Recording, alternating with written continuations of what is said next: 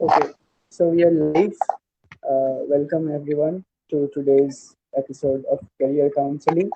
We have with us Rich Borua, who I lovingly call Rita, as he also belongs from my own university, that is Presidency University. He pursued a BA in History Honors from what was the President's College back then, and went on to do a post graduation in History in Presidency University, which has become a university by that time, and then he went on to pursue his MPhil in history from the University of Calcutta. I think he's still pursuing it. He has also worked as an intern at the Indian Museum and also as a member and a staff of the publication unit of the Indian Museum, apart from which he has also been doing volunteer work at All India Federation of Bengali Buddhists.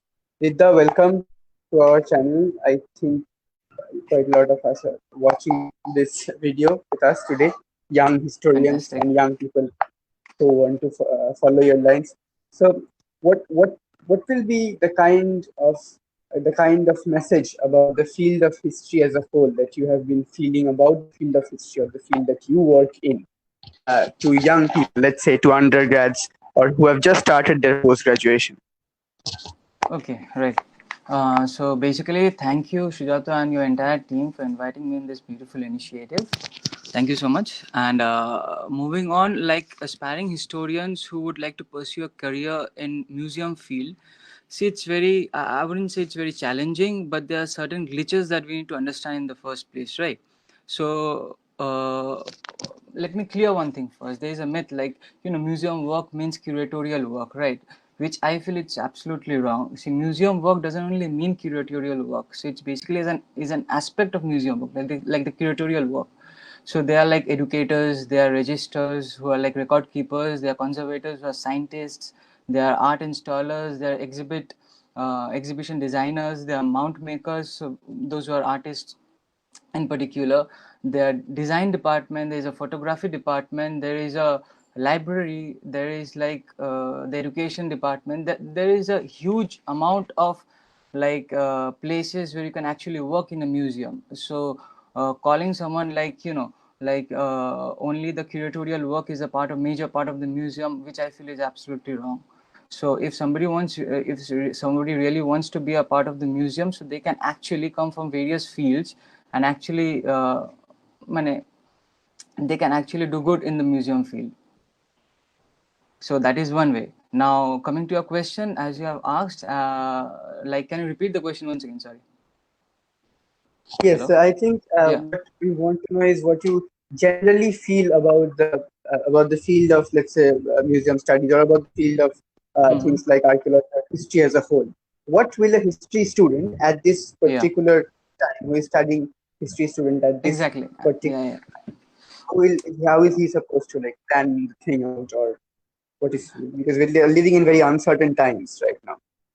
Yeah, see, right now with the COVID-19 situation, with the pandemic going on, it's like every field, wherever you go, it's the same thing. So I wouldn't like compare the COVID-19 pandemic time with any other time, but in general, I would say, like a history graduate, see, graduation is something like, with a graduate degree, it's very hard to come into the museum field directly. So it's like you need to have a background in masters. So that is almost a compulsion, at least in the Indian system, I mean, with the Indian museums, all the museums of India. So a master's degree is a compulsory, I would say. But moving on to other degrees also, like the archaeology, those are very specific degrees, like archaeology, anthropology, or museology. So it's easier for them, a museology graduate, master's degree holder, to get into the museum than a history background. But I would take my example in this particular scene. So basically, I come from a modern history background, but I actually did very well in the museum thing because I cracked my museum internship in the year 2015. And since then, after completing my 1 year term over there, from January to December 2016, after that, I was absorbed as a contractual employee of the museum under the publication department only. So, with a history degree, I wouldn't say it's very tough, but I think with the proper internship programs that one is looking for, with specific, like there are two kinds of informational interviews that somebody can give someone, right? So one I would say is like someone is giving an overview, like a person who has no knowledge one particular thing. When you're having one-on-one conversation, So, and the other thing is, I would say, is like someone who wants to concentrate, or who actually knows or has an idea about specific requirements. I want to work in this specific field or that specific field. So accordingly, he or she can be asked to do like internships and further places. Like the Indian Museum has a lot of internship programs, and which is going to come in the near future also with the term as young professionals. So that is there. And I would say in the Victoria Memorial Hall, they have also got a museum, and they do take guide lecturers like part time, who like give an idea about the galleries about to the visitors. Yeah. Hey, what I would like to know is, since Yeah. you have worked both as an intern and then as a contractual staff in the particular Indian museum, uh, Yeah. I think one thing that all of us young historians feel Mm-hmm. is somewhere a lack of promotion and somewhere also a lack of direct engagement with the Indian museum who are studying. But I personally feel that museum artifacts and museum exploration is particularly important, but somehow Mm-hmm. also we are again limiting ourselves to rather textual study, I would say. So how important do you think is the role of a public museum, particularly for public memory in history and for students who are pursuing history, who aim to have a public memory and want to become responsible citizens of a nation? Man, are you asking from a visitor's point of view or from a museum point of view? I think I think particularly as someone who visits, or let's say someone who is going to work at a museum, or someone who is going to Okay. work as an intern at a museum, or who is going to work Okay. as part of a publication. Right. Okay. So basically, you need to understand this first, that there are a lot of like museums. There are different museums. Okay. Like you have just now talked about public museums, right? So basically, the art museum, there is history museum, there are historical societies, there is science centers, there is cultural museums. So there are a lot of museums in particular, right? So you need to understand if you're interested in working, like in which museum you want to work first, right? And keeping that in mind, if you make your decisions and actions accordingly, so I guess it will be much busier for the student or the whoever wants to work over there. But as you have said just now that you wanted to know Mane, from a visitor's point of view, from a person who wants to do a job over there, who see himself or herself working at a museum, Mane, how will they perceive things, right? That's what you asked, right? Yes. Yeah.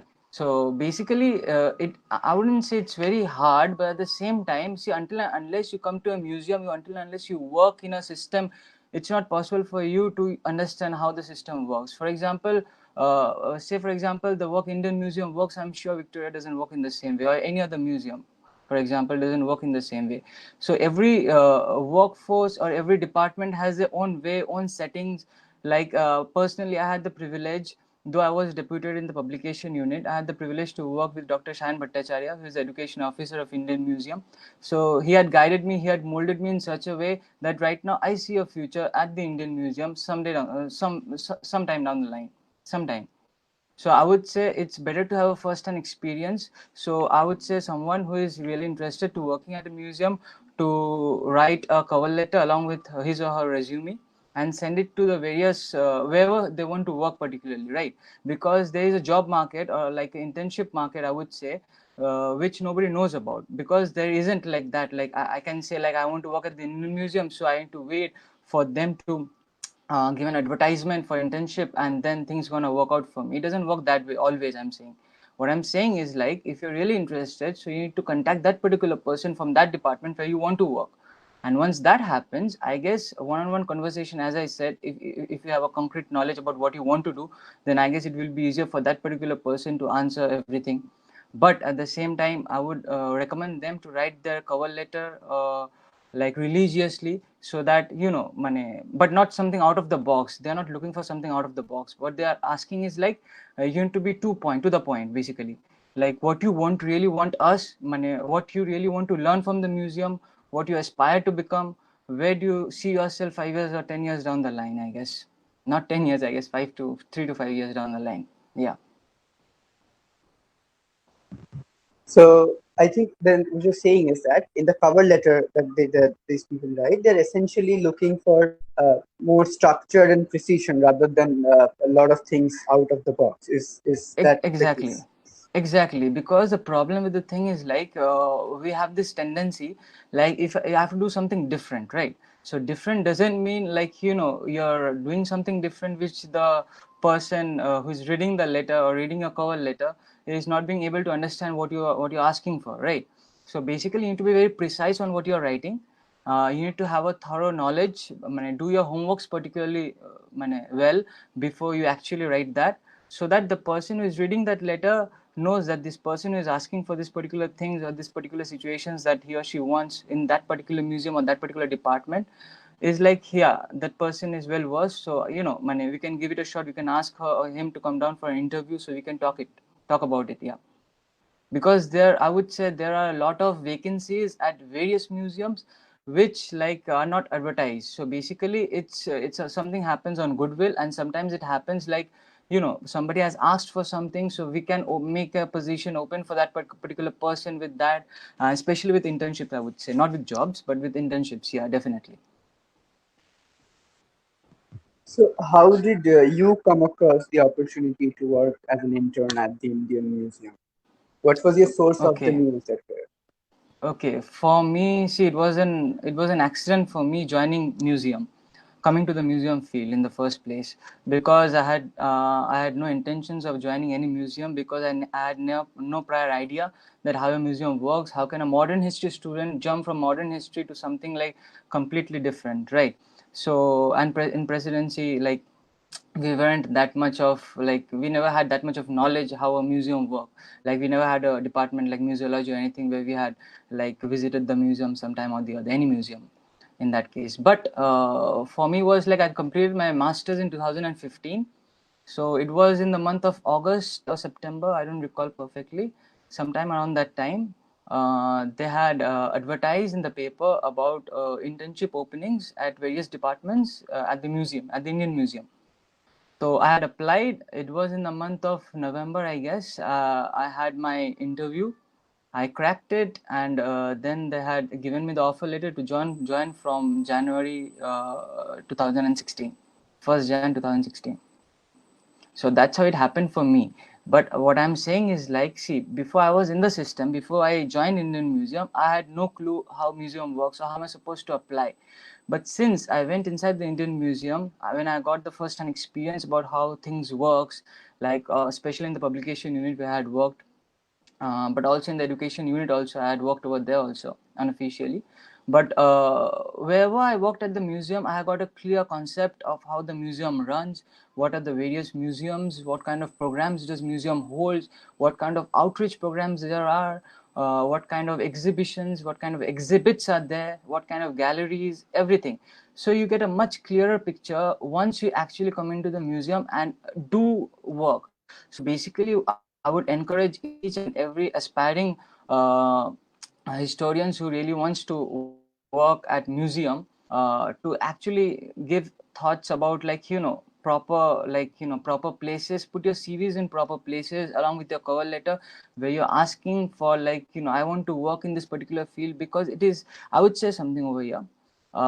It's very hard. It's actually very hard to get into the museum field without prior experience, job wise. I'm saying, not internship or any other contractual thing. So it's very important to have an experience. So gaining experience is another thing. Like it's not possible for you to gain experience randomly, right? So and if you're looking for an entry level job at any museum, that's fine, I guess. But if you're looking for a better job, like in the officer grade or in a senior curator grade or any other grade, so experience is very much needed. So I wouldn't say that internship will give you that much of experience that you will crack that kind of a job. I'm not saying that. What I'm trying to convey over here is this: in order to get a job as an entry level job, even then, if you have an internship or if you have a prior knowledge working at a museum, it will actually give you an advantage over a person who doesn't hold an experience but comes from a degree like museology or archaeology or anthropology or any other for that in matter. Yeah. So I think the Indian Museum in particular advertises about its post, let's say for internship. So one has to be vigilant, right, about particularly when it's coming out on social media or when it's coming out on newspaper, right? So like you have to be on Yeah. always on the watch for it. That when it's because I do not see a lot of publicizing of those posts in particular. Yeah, right. So basically the thing is like, see, there aren't very like, many museums in India, to be precise, right? So there are like a shortage of museums over here. But if we look, if we tally, say for example, London itself has more than 1,000 museums, right, including private museums, I'm talking over here. So basically there is a scarcity of museum in India or Kolkata also. So in order to actually land a job, as you said, or internship at a museum, you need to be very vigilant about where it's coming out, like a paper, or like, in the websites, or they are posting it in LinkedIn or any other places like, indeed.com, Naukri, whatever. So I would say website is the best place because it is a compulsory, it's a compulsion for all the museums that whatever they are posting in the like in the papers or anywhere else, it's compulsory for them to post it in their own website.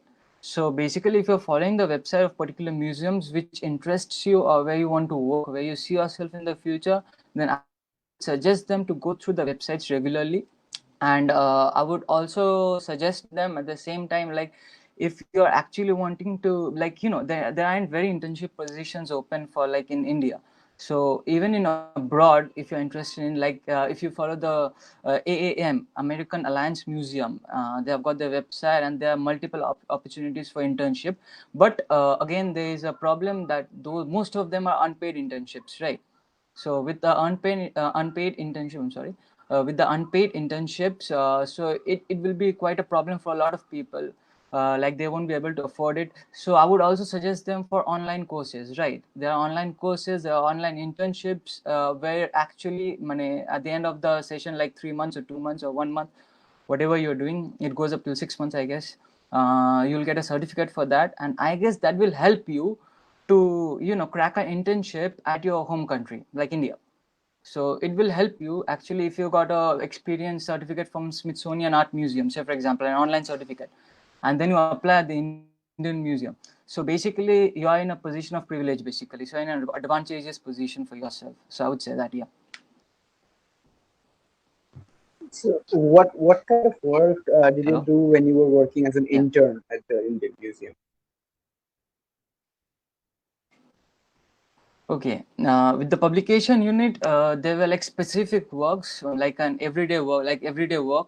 Like, I had to do all the paperwork for the various projects that came in, like publication of a new book, or the making of the annual report. Then there was like, we had to attend a lot of fairs, like book fairs, Mela, as we say in Bengali. So there were a lot of all these programs. So I had to do all the paperwork for them, then setting dates with like publishers and everything. So, and even with the writers, if they want to publish a book, so what kind of like things that we offer, Indian Museum has to offer, we have got a specific things for them. So interacting with them, mailing all these things. Then the most important part was like, you need to, there's a gift shop, Indian Museum has a gift shop. So I had to attend and look after the gift shop too, along with other people, obviously. But yeah, that was my daily work in the museum, in the publication unit, I would say. But there was also like there was outreach programs that I was involved with, not directly related to publication unit, but it was Indian Museums program as a whole, I would say. So yeah, I was a part of it too. Like, we went to various places, various rural areas, where we actually showed people, like, we had replicas of the artifacts that we have in our museum. So replicas of those artifacts are being showed for the public who are not being able to come to the museum, come to Indian Museum and visit museum in person. So that we did. Then we had like a lot of programs, cultural programs, educational programs, seminars. So then we had gallery talks, then we had storytelling, we had detective trail for kids. So museum has evolved over the ages. Like, if we date back, museum goes around more than 2000 years back, right? Yeah, during the Babylonian era, 530 BC, the first museum was established by a princess.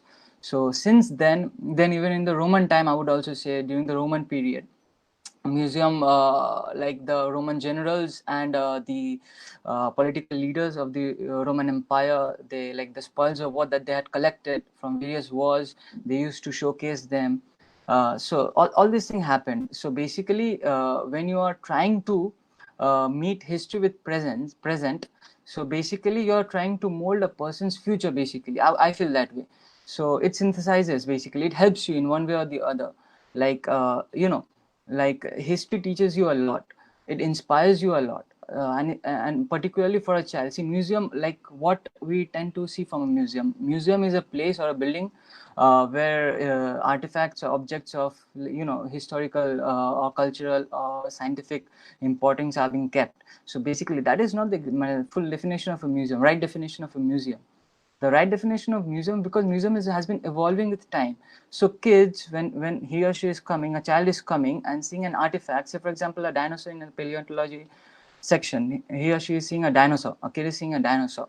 The first thing that comes in their mind is like, okay, someday I'm gonna you know I learn more about dinosaurs. I'm seeing the Bharat Gallery at the Indian Museum. So it inspires me as a academician or as an aspiring historian to, okay, learn more about that particular thing. So at the same time, if you put interest elements like, like I said, the detective trail, then storytelling, all these things, so actually then enhances the visitors, like, how would I put it? Like, man, it gives them a place, like that they want to spend time much more than a normal museum that's just the artifacts are being kept over there. So it has to be more interesting, I guess. So the Indian museum where I worked, they have tried their best, and they're also trying their best right now even to make museum for public as much as interesting as possible. Yeah. So this was your work as part of the publishing. So, what kind of tasks are assigned to, let's say, people who work as interns at Yeah. the Indian Museum? When we say how people are working as an intern in the museum, what kind of work they have been given as an intern in the Indian Museum, it will be very wrong to say, because all the interns are being specified in the particular departments after the interview. So basically in the interview they were asked questions about which background they came from, what they aspire to become, and which background they actually aspire to work with. So with given all those things, so they were placed, like, we were 30 interns selected back then in 2016, and each of us were placed in various departments. Like for example, I was only intern placed in the publication unit. There were certain interns who were placed in the education unit, some were placed in the archaeology unit, some in anthropology, some in photography, some in library. So it happened like that. So each of them had their own set of works that they used to perform. Like archaeology sections, like people who were interning at the archaeology section, they had to deal with artifacts, they had to do all the paperwork related to the objects that used to come out and come in. So they had to do that. Then they also had to maintain the register of the records and everything, that the artifacts that they have in the reserve. So these were the works of an archaeology intern. Then with the photography intern, it was his or her duty to take photographs of various galleries and also maintain the website where photographs are being uploaded every week. So these were there even when programs or exhibition used to happen. So making those exhibitions were the artists' work who were interning over there. So these were the major things that they used to happen, that they used to do actually as an intern work. Yeah. So, when, let's say, the whole process of recruitment is occurring, or even if you're an intern, or when you're getting absorbed, let's say, into a contractual staff of the publication unit. Yeah. So, when I'm being interviewed, are there certain particular things that the interviewers are looking from me, are like seeking from me in that particular interview, or what does a typical interview look like in this particular field? Okay, yeah, this is a very important part, I would say. Like, see, interviewers over there will try to confuse you with all their questions, but what they're actually looking for after working with the museum, after talking to the hiring committee while working with the museum, what I came to know, what I understood was this: like, the hiring committee is basically looking for a person or someone who is actually interested, not only working at the museum but also has somewhat knowledge about the artifacts, about how the museum runs, and actually basically they're looking for a person with a history background. And obviously that's the priority, I would say. But at the same time, if somebody, like I said, like if somebody is studying archaeology, if somebody is studying museology or anthropology, by default they have the edge. But that doesn't mean, that is not the only reason that they are looking for, like, you have to come from a archaeology or museology background, so you will get the job or you'll get the internship. It's not like that. But what they're looking for is like someone who already has a knowledge, because with the internship, the main motto of an internship is basically somebody who doesn't have a knowledge, who is trying to gain knowledge, right? But with the hiring committee, things are very different, because wherever you go, obviously they will look for people who already has some knowledge about it. So basically I would suggest them to do a thorough research about where they are working or where they are going for the interview, that particular museum or that particular unit or that particular department. So they have a prior knowledge, so they don't go dumb basically. Silence is like kills. So I would say you need to talk, not nonsense, but obviously you need to talk. You need to make them understand that yeah, you are part of the game. Yeah. Right. So you have already talked about this in the beginning, but just to put it in one place again, when I am writing, let's say, the CV for a particular job at the Indian Museum, or any Yes. museum in India Yeah. for that matter, Now the cover letter you're again, talking are about, right? there? Yeah. Yes. Yes. Yeah. Absolutely. Yeah. Are there any particular skills, not only qualifications, but skills outside those Yeah. qualifications of degrees that these museums or particularly hiring committees that you talk about are Yeah. looking for in people who are applying? Yeah, I'll give my example for that. Like when I had written my cover letter, so it was like when you go abroad, you need to write your SOPs, like statement of purpose. So it's the same, I would say. So when you're writing your cover letter, when you're showing that you are interested in working for that particular museum, like for me it was Indian Museum.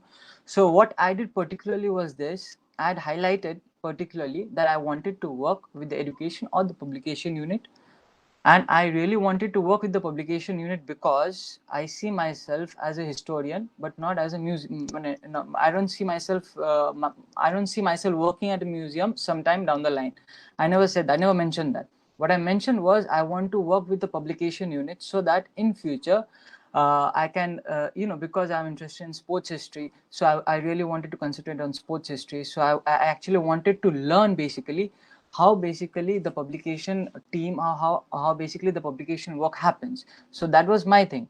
And with the education thing, I wanted to work with the education because with the education comes the guide lecturers. And guide lecturers, like they are like guide lecture archaeology, guide lecture anthropology, guide lecture zoology, botany, and goes on.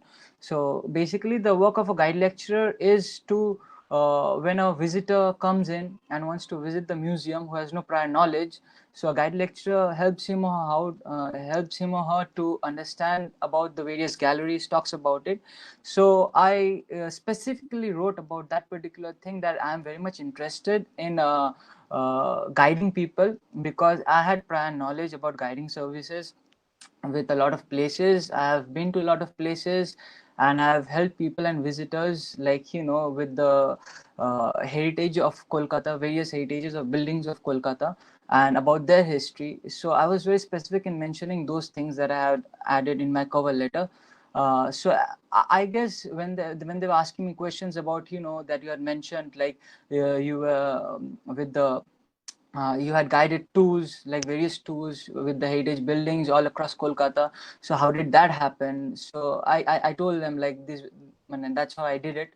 So there was like specific things I would suggest that before you go into an interview, and actually before that, if you write your before you write your cover letter, I would suggest each and every one of them to have a prior knowledge on what you're doing or where you're applying, because without prior knowledge, I don't think it's possible for someone to crack internship. I personally don't think. Right. So I Yeah. think we have neared the end of our session.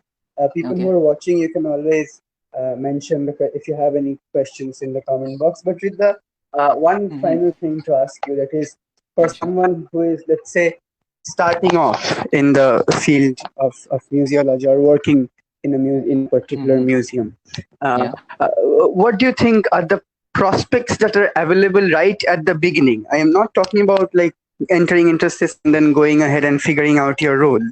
So Okay. I think we all can agree that when you're entering a particular field, there's a certain degree of confusion that one encounters. But given that, what kind of roles or what departments are there which offer these roles in the Indian Museum for someone who is just starting off in their career? Man, from a history background you're talking about, right? Yes, from a history background. Okay, yeah.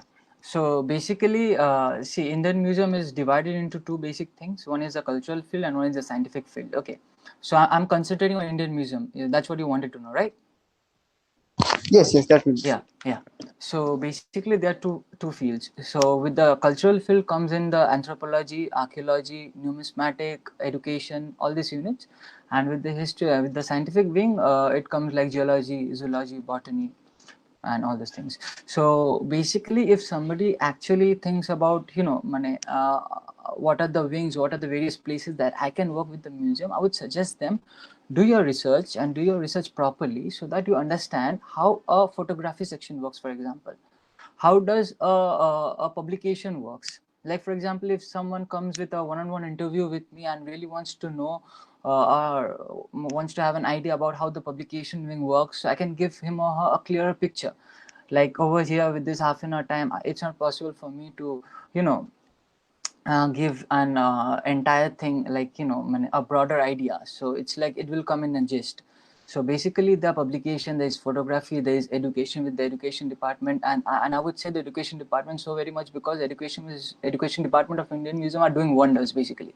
So they are at par with a lot of foreign museums. So they are doing their work religiously. So that's why I'm saying the education department. Then you have the numismatic department, which deals with coins. So if you have an interest in coins, so you can do that. So in all this field, the entry level job, now I'll be specific, with the entry level job for education department at Indian Museum is guide lecturer. For entry level job at the archaeology department of Indian Museum is becoming a gallery assistant or a technical assistant. With the gallery assistant, you need to work with the gallery and the artifacts and the objects that are there in the gallery in the archaeological department. Same goes with numismatic and anthropology and art. So these are there. So these are the basic jobs that I would say, and every history background with a master's degree, every history students with a master's degree is eligible to apply in all the fields that I have mentioned for Indian Museum, because they're asking not only particularly even for the archaeology field, you're eligible to apply if you are from a history background, no matter whether modern or ancient. So that is the thing with Indian Museum with the various departments. And if you are interested in photography, which are like off the beat, photography department, then there is the publication department. You need to have a graduate degree, that's it.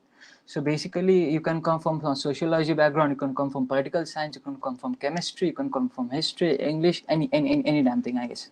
I'm sorry. Yeah. Okay, thank you for being here and enlightening us and answering all of our questions. I think you have been very thoroughly convincing. There are not many questions, I think. So I think we Okay. have neared the end of our session, of this question answer session. Thank you once again Yeah, I would for just like being to here. just yeah, I Yes, would yes, just add sure. one more thing. That is like, see, a lot of internships. If you actually want to apply for internships which are unpaid, most of the internships are unpaid internships, right? I got a consolidated salary of 15,000 per month. That was a different scenario. But normally, if you're really interested in building your CV, so that in future you can work at a museum at a better place, whether within India, whether Indian Museum, whether abroad, wherever. So I would say that even an unpaid internship will help you a lot in securing a job in the future.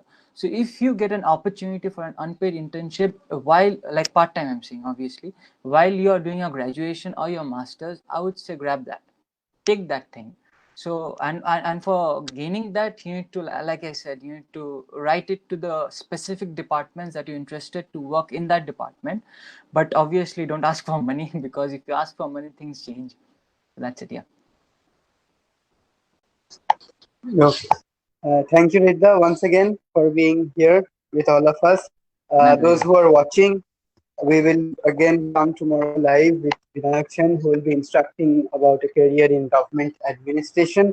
Also, side note, since I have been following our speaker today for quite some time, you can always keep an eye out on his wall. He posts very interesting facts on history and the artifacts from the Indian Museum and the work that the Indian Museum has been doing, particularly in terms of digital tours of heritages, which are particularly interesting works.